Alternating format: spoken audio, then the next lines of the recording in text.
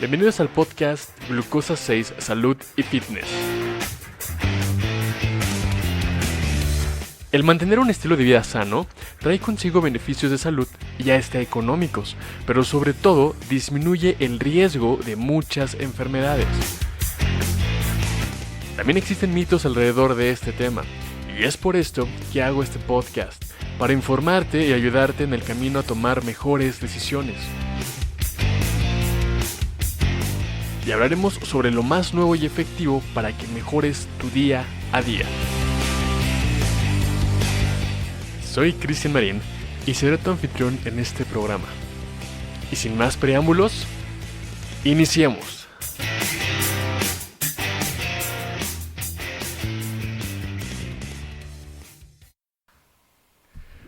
Hola amigos, ¿cómo están? Les doy la bienvenida nuevamente al programa Glucosa 6, Salud y Fitness. El día de hoy vamos a platicar con una persona que ha estado involucrada en la fisiología del ejercicio y van a ver qué tan interesante es lo que vamos a platicar hoy. Miren, él es especialista en medicina de rehabilitación, tiene un máster en ciencias del deporte. Recientemente, en el mes de septiembre de 2019, fue el encargado de las jornadas en rehabilitación en el 20 de noviembre y también en el 20 de noviembre él es titular de la alta especialidad de rehabilitación cardíaca y fisiología del ejercicio. Y si esto no fuera poco, también es de los pocos doctores que realiza pruebas isocinéticas en México. Entonces, bueno, para que tengan una idea de qué tipo de doctor tenemos, la calidad que vamos a tener el día de hoy. Con ustedes les presento al doctor Pavel Loesa. Pavel, ¿cómo estás? Hola, ¿qué tal, Cristian? Muchas gracias. Saludos a todos los que nos están escuchando. Buenas tardes. Buenas tardes, Pavel. Oye, pues qué bueno que pudiste visitarnos el día de hoy. Y pues quiero aprovechar tu visita y de pronto sacarte el mayor provecho. Sí, adelante, claro, para eso estamos aquí. Muchas gracias por la invitación, Cristian. Pavel, platícanos, a tu punto de vista en la rehabilitación, ¿qué tanta importancia tiene el hacer ejercicio, introducir la actividad física? Porque, mucha gente que se dedica a la parte de rehabilitación física, no, vamos a generalizar, no se toma tanta importancia a veces. Generalmente se puede llegar a utilizar como los aparatos nada más, tal vez por falta de tiempo, situaciones diversas, ¿Por qué crees que sea importante el incluir actividad física en la rehabilitación? Buenísima pregunta. Mira, la conclusión que damos muchas veces es, si hubiera un medicamento que pudiera servir para prácticamente todo y pudiera encapsularse, sería el ejercicio. Partiendo de ahí, una persona que va a un servicio de rehabilitación, por lo que sea, desde una persona que viene con un esguince de tobillo porque hace fitness y se esguinzó, se torció, ¿sí?, hasta una persona que tiene un daño neurológico, todo, son personas que abandonan la actividad física temporal o a largo plazo y caen dentro del rubro de sedentarismo, de no hacen actividad ni una vez a la semana, donde permanecen sentados. Se toma un modelo muy pasivo todavía en rehabilitación, y lo que estamos buscando es que recuperen no solo la capacidad que perdieron, sino mejoren en cuanto a la condición de salud en general. Entonces, dejar el ejercicio solamente como el ejercicio para la lesión específica a la que van es muy corto, muy corto. Entonces, tú sabes, en rendimiento deportivo, la primera etapa sí inmoviliza parcialmente el segmento afectado y todo, pero todo lo demás se sigue entrenando. Sí. Entonces el punto es, ¿por qué una persona que con servicio de rehabilitación, una persona con discapacidad, no lo hacemos así? Entonces, lo que estamos buscando generalizar o difundir es que la persona no solo haga la terapia, sino, y como dices, muchas veces muy pasivo, que lo movilicen, que lo estiren, que le pongan una electroterapia y todo, cuando el 80% de la mejoría la van a ver cuando empiecen a hacer actividad física, cuando empiecen a realizar cargas, a caminar, a condicionarse físicamente, cardiovascularmente y demás.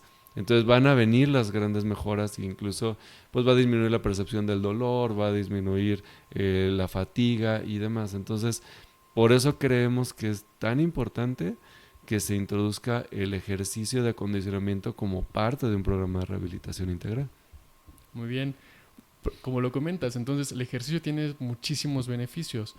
Por una parte, van a mejorar la condición que tenían inicialmente después de la lesión, que va a evitar también que tengan como una pérdida del nivel de fitness que tenían en algún momento por estar sedentarios después de una lesión también. Y sobre todo que la recuperación y el dolor también ayuda a controlarlo. Así es, en muchos aspectos. O sea, te pongo un ejemplo de la vida diaria, desafortunados ejemplos cada vez más frecuentes en México.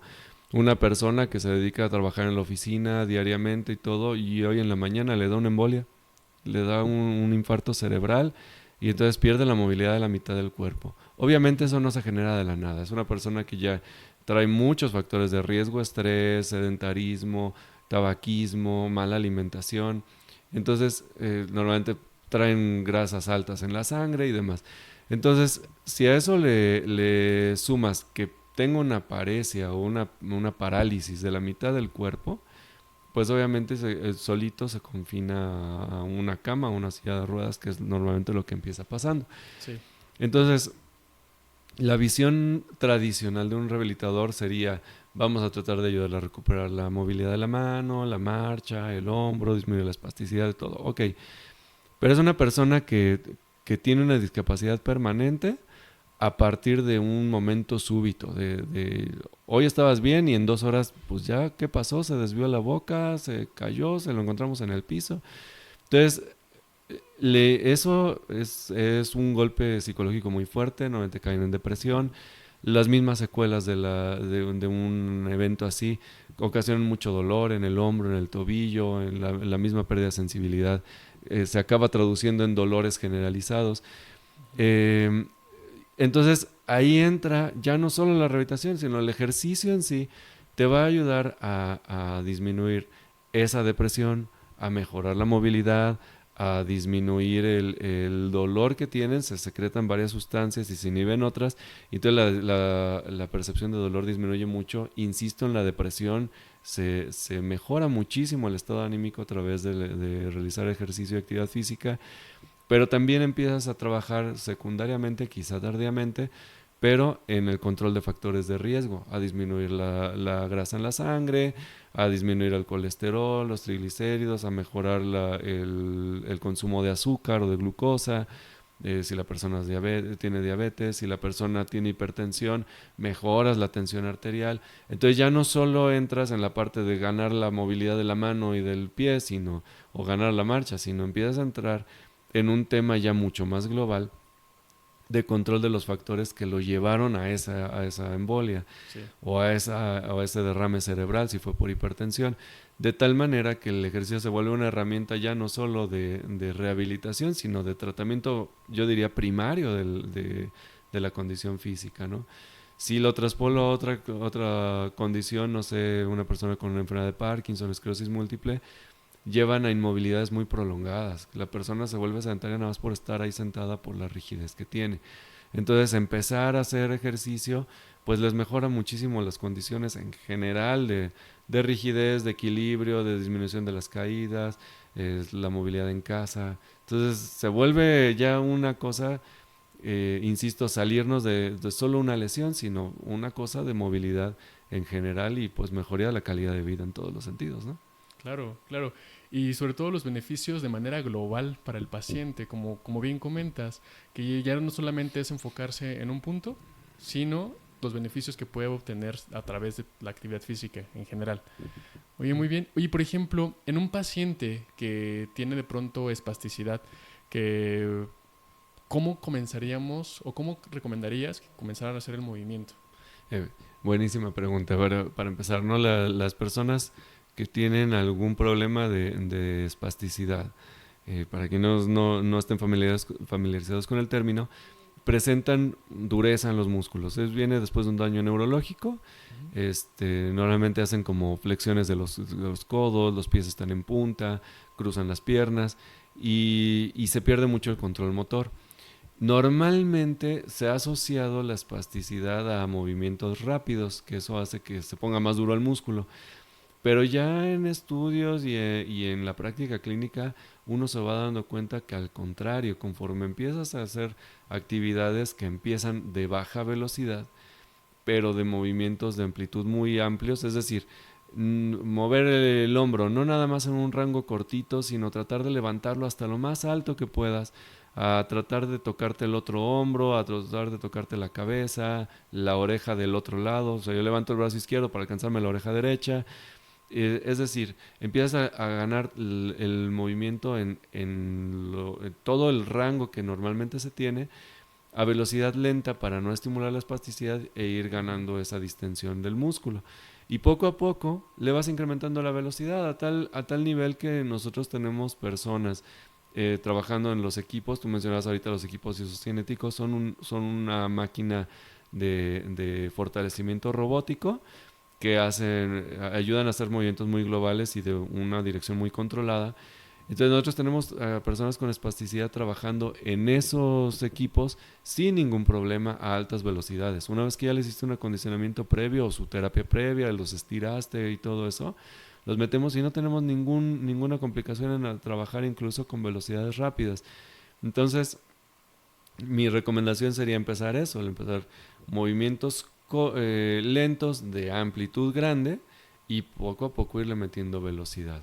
Obviamente también tratando de mantener una buena calidad del movimiento, porque también pasa, como hay pérdida del control motor en general, la persona tiene movimientos, por así decirlos, torpes o descoordinados. Entonces el chiste quizá en primera instancia es que logren realizar el movimiento en la dirección que tú quieres hacerlo, con la calidad que tú quieres hacerlo, y ya poco a poco le va subiendo la velocidad de ejecución. Y por ejemplo, con eso se van formando más células motoras, más... Sí, sí. Están comprobados cambios a nivel cerebral y a nivel del músculo propiamente. A nivel del músculo se engrosan las fibras musculares, incrementa el volumen del músculo, pero aparte también la conexión de nervio-músculo, lo que le llaman la unidad neuromotora, también empiezan a proliferar de tal forma que se generan más terminaciones nerviosas para activar más rápidamente el músculo. Y a nivel cerebral se ha demostrado muchísimo la capacidad de lo que se llama sinapsis, de las conexiones entre las neuronas. Hay cierto rango de proliferación neuronal en algunas enfermedades, pero no es tan alto.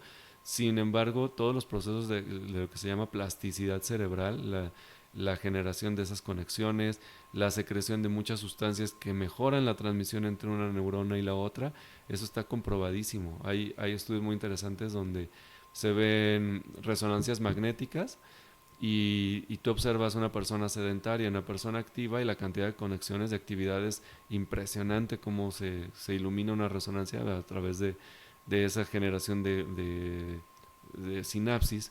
Y eso entonces empieza a hacer que un movimiento pues se vuelva más global, activas muchas áreas del cerebro y ya no solo tratas de hacer una neuronita o dos, sino son grandes áreas y eso pues lleva mucho, incluso secundariamente, hasta facilitar el aprendizaje cognitivo, que una persona empieza a leer mejor, comprenda mejor, se le olviden menos las cosas, facilidad en el lenguaje. Es decir, tú lo mencionas ahorita, de algo muy particular acabas con alcances muy globales que impactan en la salud general de la persona. Claro. Oye, ¿y por qué? Bueno, platícanos ahora un poco más de ti.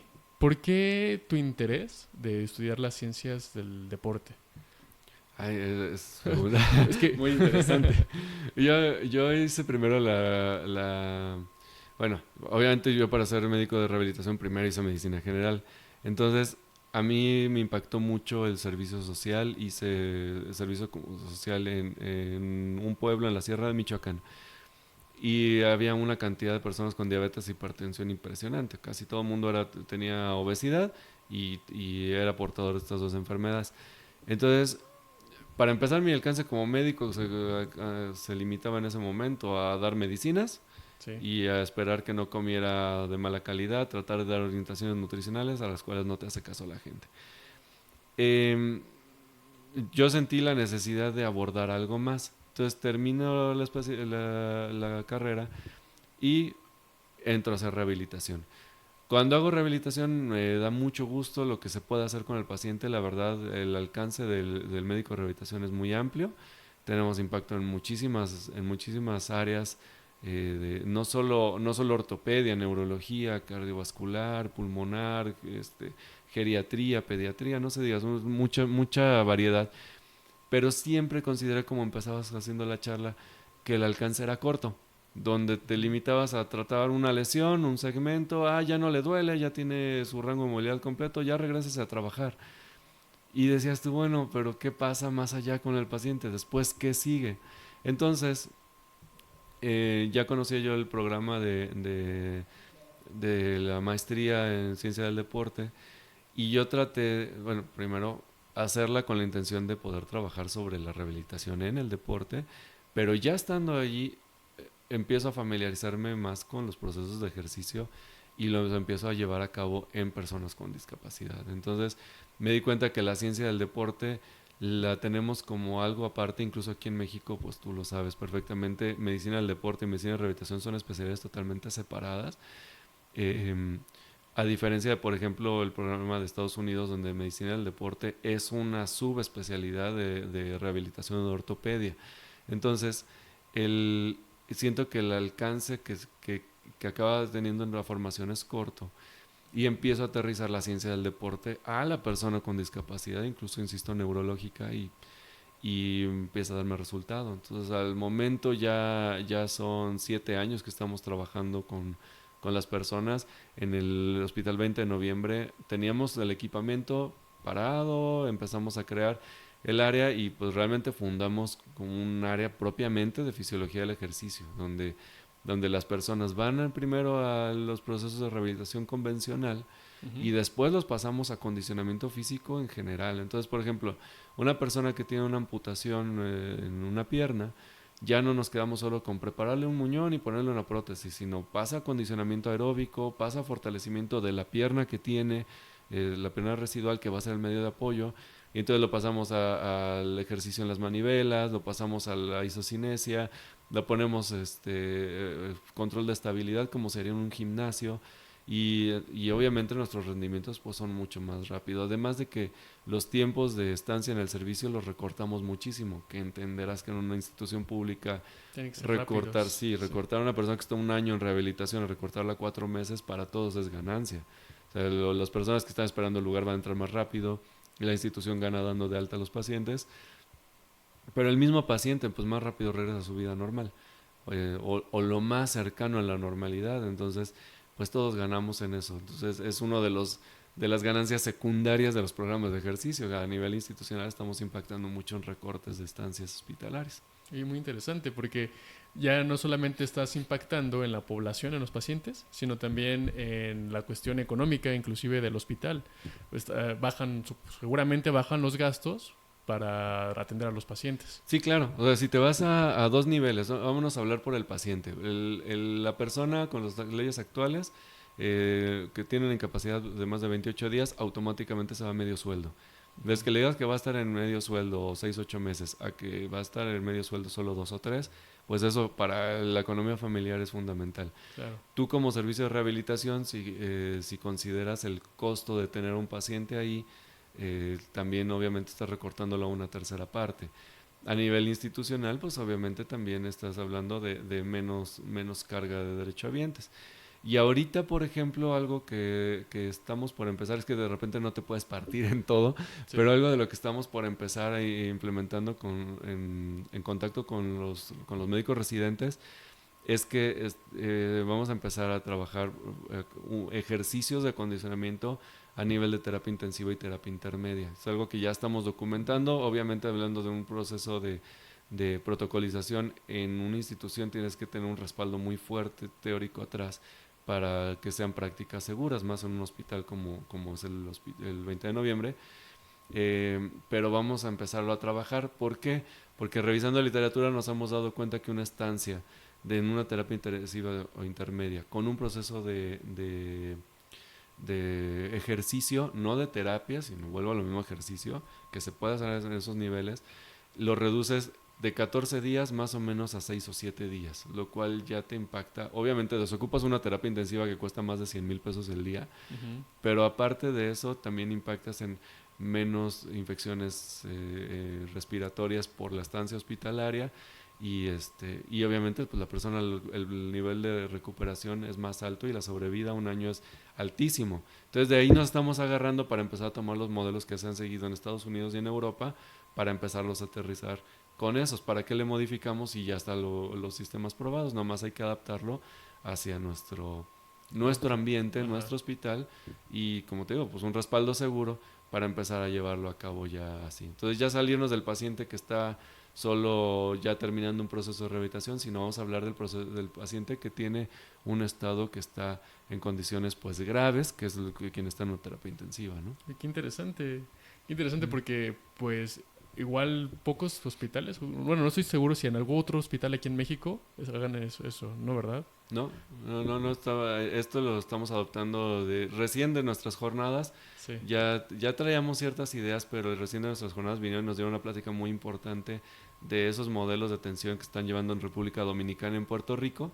Y pues dijimos, bueno, ¿por qué no? Incluso el doctor que dio esa ponencia nos está asesorando a distancia para ir implementándolo como un proceso seguro. Y bueno, esto tiene que estar aterrizado antes de fin de este año. Sí, Así, o sea, aquí quien tiene los beneficios van a ser los pacientes. obviamente. Oye, qué padre, qué interesante, qué interesante. Sí, de eso se trata, ¿no? Y como te digo, pues ganancias más ahorita que, que estás hablando de que ya las bacterias son resistentes a todos. Adquirir Sí. una infección en hospital, pues es dificilísimo tratarla.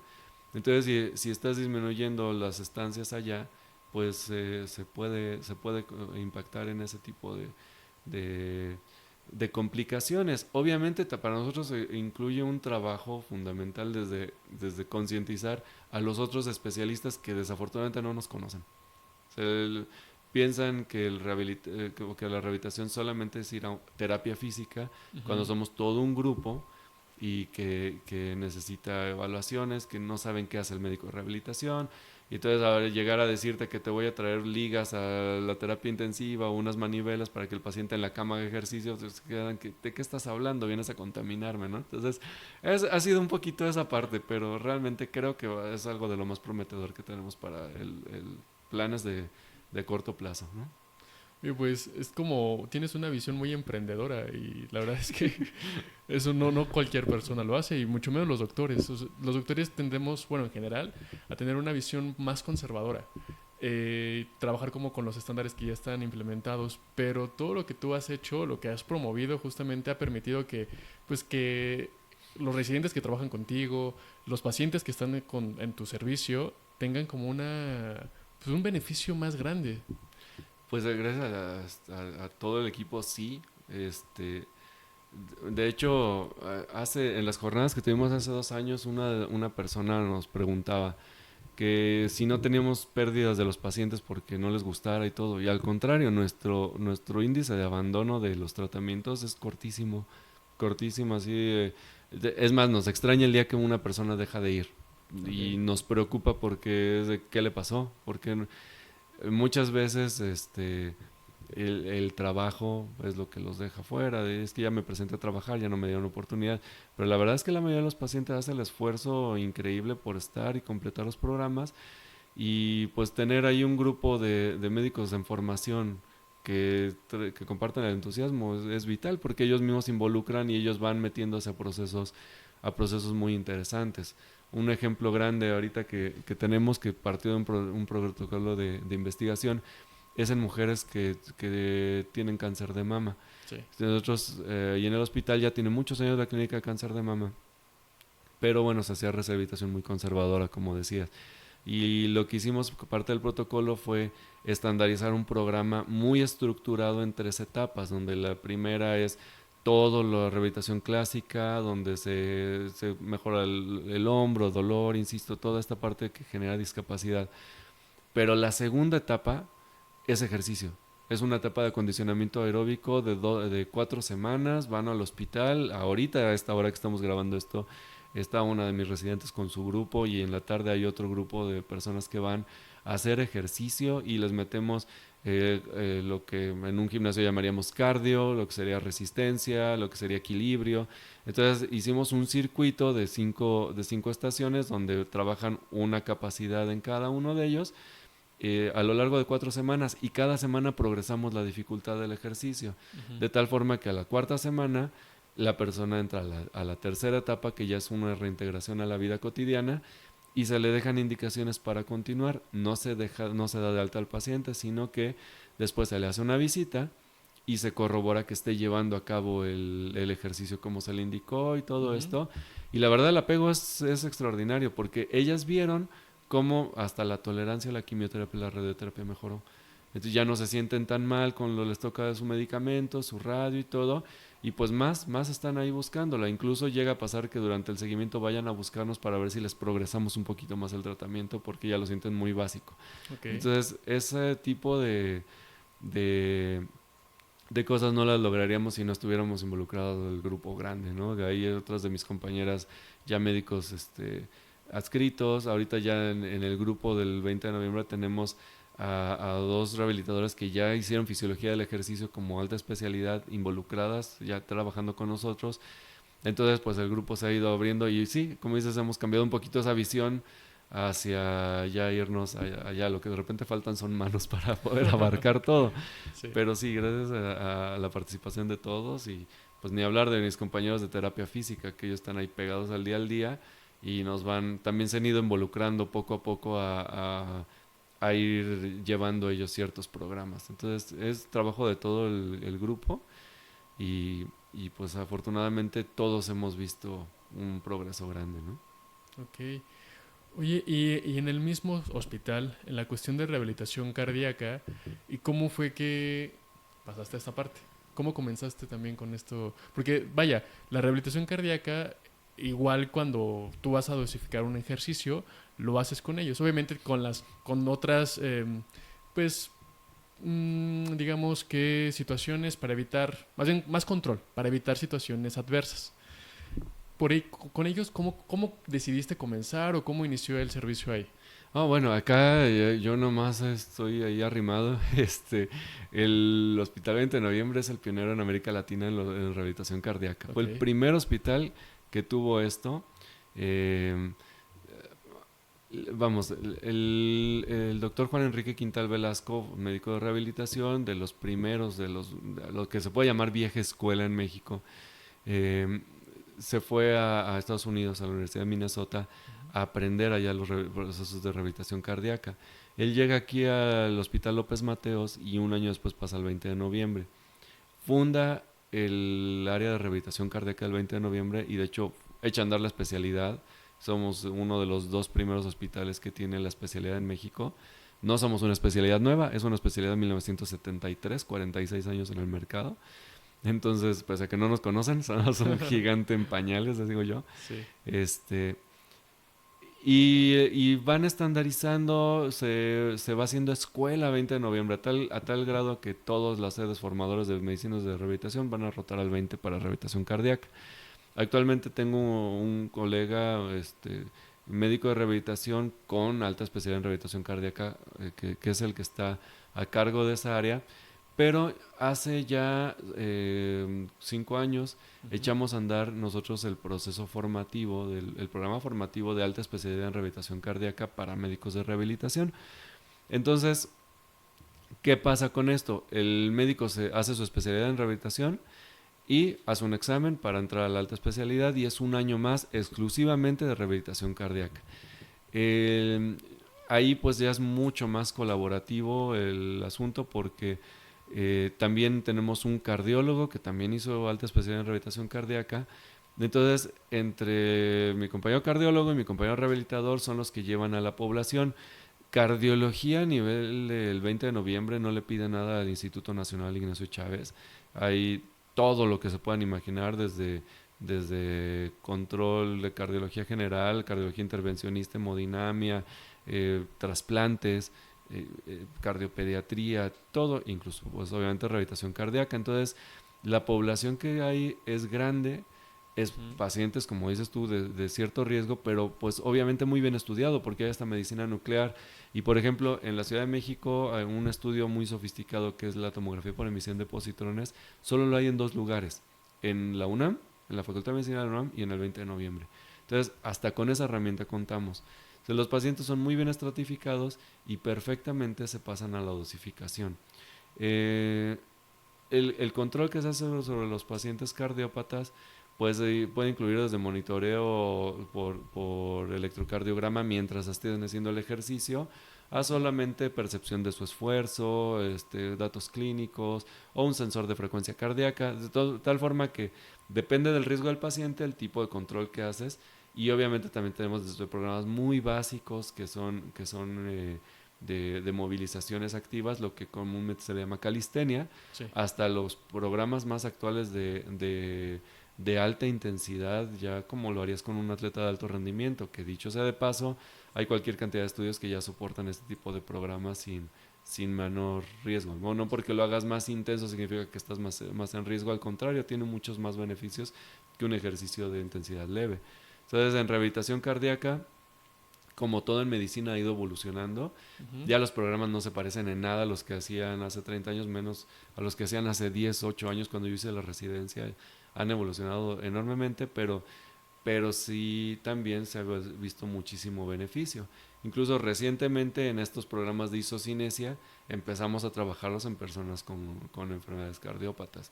Eh, y pues hasta el momento el resultado ha sido bastante bueno, que no le pide nada a un programa convencional. Entonces, en esa parte también de innovación en investigación, pues estamos tratando de meter nuevas modalidades de ejercicio. Y como decías tú ahorita, perdiendo un poquito el miedo, retándonos un poquito a lo que está, obviamente bajo parámetros de seguridad, Claro. pero sí tratando de ir más allá de lo que siempre hemos trabajado, ¿no? Siempre con la ciencia basada en evidencia, claro. Obviamente, obviamente, si hay una práctica que no esté estudiada o que haya demostrado que no es útil, mejor ni la volteemos a ver. Nos vamos hacia lo que sí ha dado resultado. Lo que hemos hecho más bien es como adaptar un poquito las cosas hacia allá, y eso nos ha permitido generar investigación también, porque obviamente no solo estamos replicando modelos, sino basados en los modelos de alguien, Sí. le hacemos algunas adecuaciones para nuestra población, y pues eso nos ha llevado a buenos resultados.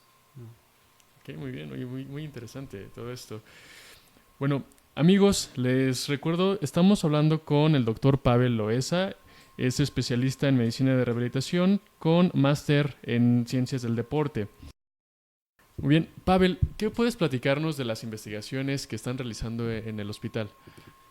Bueno, mira, poniendo la connotación de esto, el presidente de la Sociedad Internacional de Rehabilitación hace unos años, cuando todavía no era presidente, dio una conferencia aquí en México en un congreso mundial, y él decía en un análisis que un hospital que realizaba investigación mejoraba 80% sus cuestiones de calidad en la atención con respecto a los hospitales que nomás acaban la chamba. Ujú. Eso fue impactante, porque dices, bueno, pues sí te obliga a hacer ciertas cosas. Y estamos en un hospital público de una institución federal, entonces por un lado la calidad de la atención, y por otro lado la estandarización de procesos son así fundamentales. Pues ya cuento con las dos cosas, y mucha población, pues ¿por qué no hacer investigación? Ya lo Claro. único que falta es redactar qué vas a investigar y seguir el protocolo.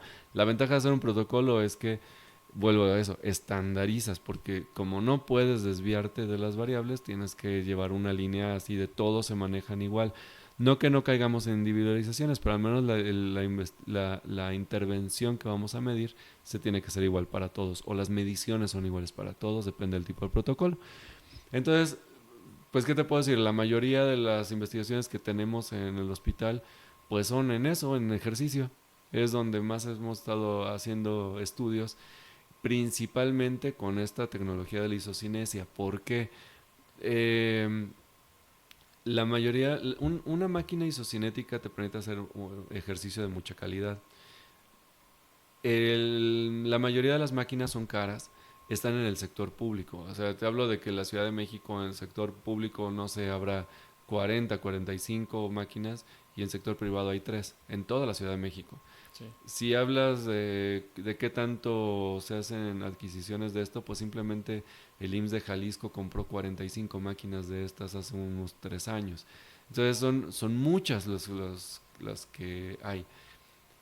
Si están en una institución pública, pues es para el derechohabiente. Entonces, en el hospital lo que nos hemos dado la tarea es a usarlas de un nivel tal que, vamos, estoy hablando de que nuestro módulo habrá costado al instituto, no sé, alrededor de 4,5 millones de pesos. No es poco dinero, pero ese tipo de tecnología se pretende que sea redituable a 10 años. Actualmente nosotros es tal la cantidad de uso que le hemos dado Ujú. que debemos de andar rondando un costo por sesión de 315 pesos. Es decir, al instituto la terapia que incluye, porque además no solo van a eso, hacen todo lo demás, que incluye esta tecnología, le cuesta menos de lo que cuesta una terapia física en el comercio, en un hospital privado. Ese nivel de rendimiento le hemos dado y las máquinas no han cumplido 10 años todavía. Entonces esto ya se considera redituable. Entonces, este tipo de datos lo sabemos en base a hacer investigaciones. Entonces, quiero decirte, hacemos muchos tratamientos con esto. Estamos hablando de que en este momento, en esta semana, tenemos alrededor de 15 pacientes que van a hacer esto al día. Eh, entonces, a nosotros nos da muchos datos. ¿Qué podemos hacer con esto? Pues investigación. Investigación no habitual. Las máquinas isocinéticas se usan principalmente en las investigaciones como para ortopedia.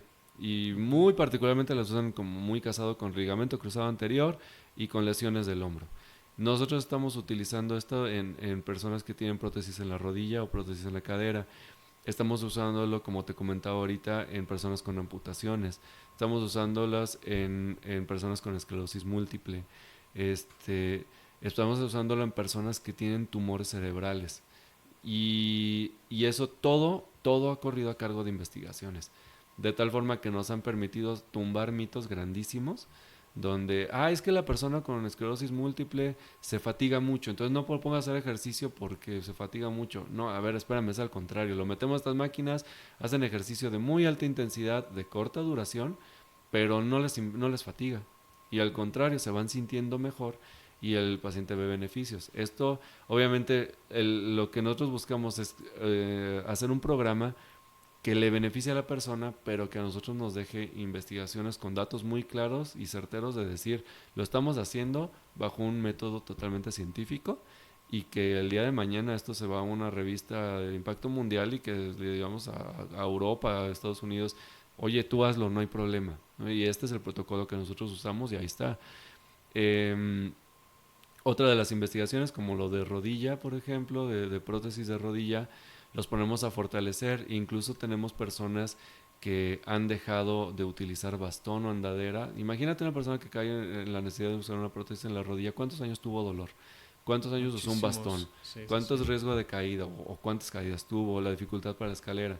Y entonces que se vayan del término del programa, utilizan o sin utilizar bastón, pudiendo subir y bajar escaleras, valiéndose por sí mismo, usando transporte público, o sea, a ellos les devolviste la vida. Y para nosotros, esos son datos que usamos para soportar nuestras investigaciones. Entonces, los protocolos que llevamos, casi cualquier paciente que entra alguno de los protocolos. Como te mencionaba ahorita, las investigaciones en cáncer de mama. Ahí hay un trasfondo mucho más interesante. En ese Congreso Mundial de 2014 se firma un convenio entre la Sociedad Mundial de Rehabilitación y la Organización Mundial de la Salud para hacer lo que se llama rehabilitación basada en la comunidad. Es decir, la Organización Mundial de la Salud dice, una persona pasa alrededor de 30 a 60 minutos del día en una unidad de rehabilitación y 23 horas en su vida. ¿Por qué esperamos que la rehabilitación se haga en una unidad de rehabilitación y no adaptaciones a la vida y que el programa lo lleve en su vida cotidiana? Ok, eso se hizo aquí en México. Orgullosamente la sociedad mexicana fue un testigo de esto y bueno, ok. Eso se hizo en 2014 y el proyecto era 2021, estamos en 2019 y hay tres programas de rehabilitación basada en comunidad en todo el país. es decir, nadie hizo nada. Uno de esos ya estaba en marcha en ese tiempo. Entonces, uno de esos 3 programas es el nuestro, para personas con cáncer de mama, donde dijimos, bueno, la mujer que tiene cáncer de mama quiere reintegrarse a su vida y tiene muchos aspectos que es más allá de, ay, venga la quimioterapia. Si tiene aspectos psicológicos, nutricionales, de fatiga, de sociales, laborales y todo. Y entonces el programa de investigación que hicimos fue desarrollar un programa así de basado en la comunidad, donde como te comentaba hace ratito, empezamos con terapia convencional, pasan a acondicionamiento físico y la tercera es vayas a hacer su vida diaria llevando todo lo que le enseñamos, implementelo y nos vemos en unos meses para ver cómo le está yendo. Entonces, a los 2 meses vamos a visitarla, incluso con los médicos residentes van a su casa a visitar a la persona y ven que realmente en su hogar estén implementando esto. Y eso para nosotros, para ella es un beneficio enorme, para nosotros es investigación. Entonces, el otro de lo que hemos metido mucho es en oncología. El hospital es muy fuerte en todas las áreas oncológicas. Entonces, uno de los proyectos, además del de tumores cerebrales, lo metimos hacia ver los efectos que tuvo la quimioterapia en niños que son supervivientes de cáncer. Consideras un superviviente de cáncer cuando tienen 2 años sin la enfermedad activa. Y entonces ya no están en quimioterapia, pero les dejó secuelas. Algunas secuelas les dejó el tratamiento. Entonces, hay una clínica que implementó oncología pediátrica en el hospital, eh, en la cual colaboramos, que es la de los supervivientes. Entonces nos mandan a los niños o ya adolescentes que tuvieron cáncer y uno de los estudios fue precisamente verles la condición física que tuvieron y ver obviamente acompañados por ecocardiografía o por electrocardiograma y demás, ver que tienen algún grado de enfermedad en el corazón secundario al uso de la quimioterapia. Bueno, nosotros los estudiamos, vemos qué tanto les impactó en el esfuerzo y se les pasa un programa de acondicionamiento físico. Entonces, una de las cosas más que más nos dimos cuenta es que el impacto sobre el fitness Sí. viene sobre el sedentarismo y no sobre la secuela cardíaca. Es decir, ni a favor ni en contra la función del corazón cambió con el ejercicio. Es decir, las personas que tuvieron, o los chicos que tuvieron desafortunadamente fibrosis en el pericardio, que es la capa que envuelve el corazón, o tienen alguna disfunción en las válvulas o algo secundario al uso de la quimioterapia, no se empeora con el ejercicio, no se afecta, no les quita nada para poder hacer el ejercicio. Y empiezan a hacerlo y tienen buena tolerancia y acaban con mucha mejor condición física, aunque en los estudios el corazón sigue igual. Entonces para nosotros eso implica un campo de acción muy grande, porque no quiere decir, ok, el corazón hay que tenerle cuidado como hacíamos hace ratito, pero no es lo fundamental. Podemos trabajarlo desde el punto de vista de lo periférico, el músculo, las arterias, las venas, y poder ofrecer un beneficio aparte. Entonces casi todas las investigaciones que llevamos a cabo ahorita son sobre ejercicio. Esa es como nuestra temática. Y yo creo que ahorita tenemos alrededor de 18 investigaciones corriendo, que como buen centro también le aprendimos eso a los grandes modelos de los hospitales importantes. No nos surge terminar las investigaciones, lo echamos a andar y pues que corra 4 o 5 años. Lo de rodilla ya tiene 7 años realizándose, 7, 8 años realizándose, el de esclerosis múltiple va para 4, y es decir, pues que lleguen, los pacientes van a seguir llegando y nosotros podemos seguir ampliando nuestros datos, que nos den consistencia y que tarde o temprano ya nos están volteando a ver de varios países de Sudamérica y de España. Bueno, obviamente, el país que España y los países sudamericanos y del Caribe ya nos están volteando a ver con lo que estamos trabajando y todo respaldado. No hacemos, como decías, medicina basada en la experiencia, sino en la evidencia. Todo lo estamos soportando científicamente y entonces estamos aportándole ya a la comunidad de, oigan, miren, acá hacemos esto y nos da estos resultados. Y la verdad también es que no somos una institución egoísta. Ahí sí me voy a echar la flor. El que llega de Sudamérica y nos dice, oye, ¿qué estás haciendo en esto? Mira, mi protocolo de trabajo es este. Hazlo, échalo a andar. A mí me da resultado por esto y te paso los datos de la investigación y úsalo igual. Para eso es la ciencia. Tenemos que difundirla, ¿no? Sí, claro. Entonces ya incluso nos hemos vinculado con universidades importantes del extranjero que hacen cosas pero increíbles, y nosotros ya estamos vinculándonos con ellos para que sus médicos en formación, sus residentes, vengan con nosotros a que puedan aprender lo que nosotros estamos haciendo. Y obviamente los de nosotros van con ellos también a aprenderles, ¿verdad? Pero de eso se trata, de crear intercambios y no solo ser unos espectadores pasivos, de ver qué están haciendo otras áreas y pues a él le da resultado, yo lo hago, sino generar también nuestra propia información. Claro, que eso es lo importante a final de cuentas, ¿no? El objetivo de la ciencia, buscar información, hacerla y compartirla. Si no, ¿qué chiste tiene que se haga? Sí, exacto. O sea, el que publica un artículo y le pone derechos de autor para que no puedas replicar el modelo, es decir, tú estás presumiendo o no estás haciendo ciencia. El objetivo de la ciencia es crear eso y sobre todo así pues ha avanzado la medicina en base a decir, oye, yo hice algo diferente y me dio resultado. Oye, yo me atreví a ir más allá. Entonces, ahorita, por ejemplo, lo que comento, vuelvo a esto de la isocinesia. Te comentaba que estamos haciendo en pacientes que tienen cardiopatía, pero este mismo programa lo empezamos haciendo solamente en personas que tienen factores de riesgo, obesidad, grasa, o sea, triglicéridos altos, colesterol alto, y es un protocolo que estamos siguiendo entre 6 especialidades en el hospital, incluyendo cardiología, medicina interna, nutrición y todo, y llevan un programa bien integral de ejercicio, de dieta, de control farmacológico, pero nosotros nos hacemos cargo del programa de ejercicio.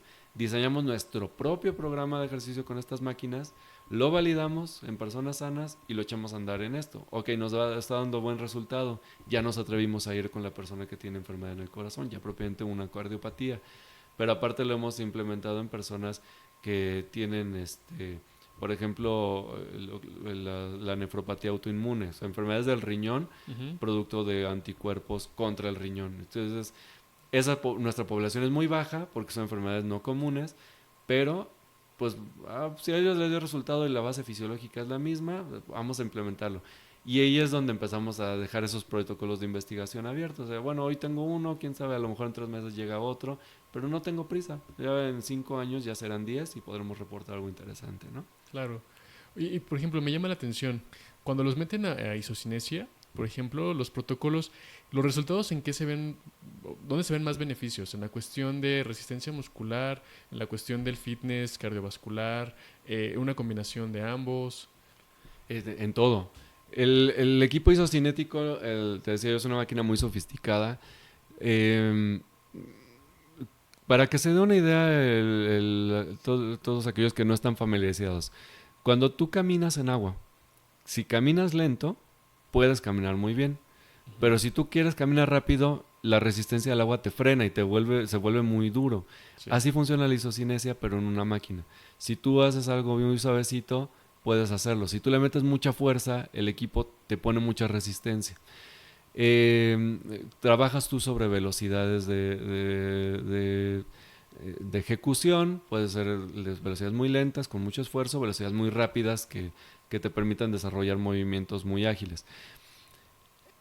El aparato es robotizado, entonces te emite puntos muy particulares de fuerza, de potencia, de velocidad, de gráficas. O sea, numéricamente es exacto. En lo global, si tú me dices, depende de que hayamos trabajado, si tú me dices, las personas, no sé, vuelvo a los de esclerosis múltiple, vemos no solo mejoría en la fuerza, sino como también medimos pruebas y escalas, caminatas, calidad de marcha, distancia caminada, cuestionarios de percepción de la salud y todo, vemos una mejoría en todo, en todo. O sea, le aplicas un cuestionario de percepción de discapacidad, uno de la Organización Mundial de la Salud, y baja dramáticamente a personas que se sienten ya con poca discapacidad, pese a que tú los veas todavía con deficiencias. Distancias caminadas mucho mayores. Entonces, bueno, ya te está hablando ahí de resistencia cardiovascular o fitness cardiovascular. Obviamente el aparato te reporta mayor fuerza, pero vuelvo a la calidad de vida, ¿no? Reportada, que es lo primordial. Sí. Por ejemplo, en las personas con las prótesis de rodilla, te comentaba, hacemos un indicador de la Organización Mundial de Salud, que es la CIF, la Clasificación Internacional de la Discapacidad, que tiene rubros. Y entonces tenemos un estudio muy interesante donde encontramos que la persona cuando llega tiene 14 deficiencias muy marcadas: dolor, inflamación, cambio de temperatura, limitación de la movilidad, dificultad para la marcha, disminución de la fuerza, dificultad para subir y bajar escaleras, necesidad de auxiliares de la marcha y todo. Cuando termina el programa con isocinesia, ya después de la rehabilitación convencional y el ejercicio, y termina la isocinesia, actualmente nos encontramos que les persisten a lo mucho 2 o 3 de esas deficiencias. De esas 14 que tenía, encontramos normalmente cierta limitación para doblar y estirar la pierna, cierta limitación para el uso de la escalera y la necesidad de andar. Pero si tú hablas del 100% de la población que lo presentó al inicio, acabamos con un 20-23% de la población que presenta eso al final. Y dirás entonces casi 75% de la gente que se va como si nada, literalmente estrenando una rodilla. Entonces, no solo lo hemos visto en este impacto, para eso nos ha servido hacer investigación para ver qué más obtenemos y nos encontramos este tipo de cosas. Desde 14 deficiencias acabamos encontrando solo 3. Esto lo acabamos de mondear al Congreso Mundial como trabajo para presentarlo allá, porque para nosotros es muy impactante que hacer el ejercicio con una máquina tan sofisticada nos impacte en tanto beneficio, cuando normalmente de una unidad de rehabilitación a una persona que tiene una prótesis en la rodilla la darías de alta solamente con que ya no tenga tanto dolor, tenga el rango aceptable y la fuerza y pueda caminar. Sí. Y se va y la gente sigue quejándose de dolor, sigue limitado en la actividad y todo. Entonces, ahí combinando las preguntas, ¿no? La investigación nos ha dejado darnos cuenta de muchas más cosas, insisto, que escalas de calidad de vida y todo, pero también el ejercicio nos ha impactado en que mejoren esa parte. Otra de las cosas más importantes, te habla de este protocolo, los cardiópatas, pues obviamente se hacen mediciones enzimáticas. En ese protocolo no medimos fuerza, no medimos para nada fuerza, pero mejoramos la tensión arterial, mejoramos la frecuencia cardíaca, la tolerancia al esfuerzo, la presión arterial de reposo le tiende a bajar, entonces para el control de la hipertensión buenísimo. Las pruebas en la prueba de esfuerzo nos ha incrementado lo que nosotros llamamos el consumo de oxígeno, que no es más allá de la condición física, nos ha incrementado mucho. Y más allá de eso, cuando ya nos metemos en las otras especialidades que colaboran en el protocolo, se ha encontrado menos grasa en el corazón, menos grasa en el hígado, menos enzimas inflamatorias en la sangre.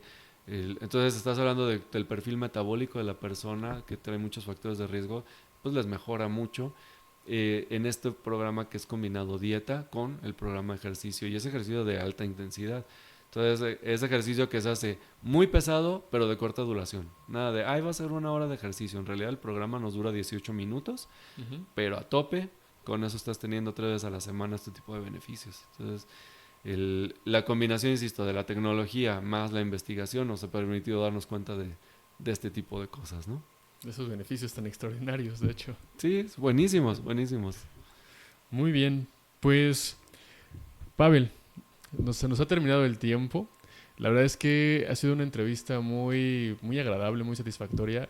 Has compartido mucho de lo que han estado haciendo últimamente en el hospital, lo que han estado avanzando, sobre todo en la parte de investigación, que es algo necesario, súper necesario para la población, para la parte científica, para la parte médica también. Están aportando, me parece que están aportando muchos trabajos de calidad y pues sobre todo pues la inquietud que se te nota la inquietud que tienes y el gusto que tienes al hablar de las investigaciones, que eso pues te felicito, o sea, se nota. Gracias, gracias. Eso es, dice Dios las hace, ellos se juntan, y así nos hemos juntado con mis ñoño amigos, les digo yo, donde el hobby es eso, y vamos diseñando algo nuevo y lo vamos implementando. Pues sí, sí nos gusta hacerlo, la verdad es que decía el doctor Benz Brugal de Dominicana, decía aquí: yo no trabajo, yo voy a divertirme 8 horas y me pagan por hacerlo. La verdad es que me gustó mucho la frase, la hemos adoptado esa. Yo no trabajo, yo voy al hospital a hacer lo que me gusta y me pagan por estar ahí. La gente, sobre todo la gente, se va muy contenta de la atención. Entonces, yo soy partidario de estás en una institución pública, trata de hacer por el paciente lo que te gustaría que te hicieran por ti o por tu familia. Si yo llevara a mi mamá, yo quisiera que me dieran la mejor atención para ella, pues precisamente la persona que está ahí con nosotros tratamos de brindarle algo así, ¿no? Y pues muchas gracias por la entrevista y espero que esto haya generado más inquietudes en las personas que nos escuchan y que se acerquen. No es necesario ir a un hospital de alto nivel como este, pero sí que busquen acercarse a algún profesional que les pueda orientar. A veces es mejor hacer un ejercicio en un poquito menos de volumen, pero con mejor calidad. O sea, no se trata de estar 2 horas en el gimnasio, a lo mejor estás media hora, pero bien hecho, con una adecuada guía y que te dé beneficios y no lesiones o no otro tipo de trastornos que no estás buscando, ¿no? Claro. Y Pavel, ¿tienes algún lugar donde alguien que tenga alguna duda, por ejemplo, te pueda contactar? Sí, claro. Principalmente voy a dejar mi correo electrónico, es lo más sencillo. Así con la palabra completa, doctor.pavel@hotmail.com. No le pongan DR porque no existe esa dirección, es doctor.pavel@hotmail.com. Ahí nos pueden localizar perfectamente para alguna duda y ya de ahí nos canalizamos si quieren alguna revisión o algo. Ahí nos contactamos ya vía telefónica.